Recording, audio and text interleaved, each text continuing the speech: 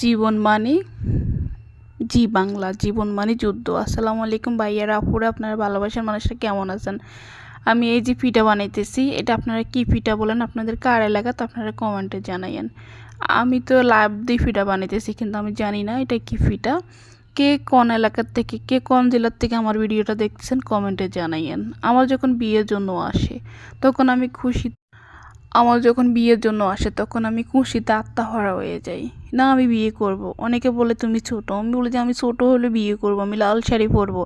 আমার ধান্দা ছিল কি আমি লাল শাড়ি পরবো, আমি বউ সাজবো, আমি শ্বশুর বাড়িতে যাবো, এইটাই আমার খুশিতে আত্মহারা ছিল।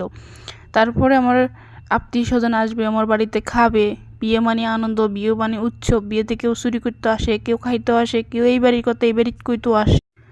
যাক, এগুলো আমার দেখার বিষয় নেই, কিন্তু আমার জামাই লাগবে। আমি বিয়ে করবো, আমি শ্বশুর বাড়িতে যাবো। শ্বশুর বাড়িতে আমাকে নিচে লাল শাড়িও পরানো হয়েছে, গয়নাও পরানো হয়েছে, সব কিছু হয়েছে। কিন্তু শ্বশুর বাড়িতে নিয়ে যে আমার যুদ্ধত নামা দিব আমি তো জানি না। তাহলে এত সাজুগুজু করি নেওয়ার কী দরকার আছে? যুদ্ধত নিলে আমার বলতো, আমি ওইভাবেও প্রস্তুত হয়ে যেতাম। নিয়ে কী করছে, আমার হলুদ মরিচ পেঁয়াজ রসুন সব বাটাত লাগা দিয়েছে এই পিঠাগুলো বানানো। এই পিঠা বানাতে দিছে, আর এই পিঠাগুলো আমি বানাইতে পারি না। বাবার বাড়িতে কি শিখিয়েছো? তোমার কিছু শিখানো? আমি বলি যে আমি ছোট, আমি কি শিখবো? ছোট হলে কেমনি বিয়ে বইছো? জামাইরে তো ঠিকঠাক মতন গিলিয়ে লিতে পারছো। হাই হাই, কি বলে আমার এইগুলা।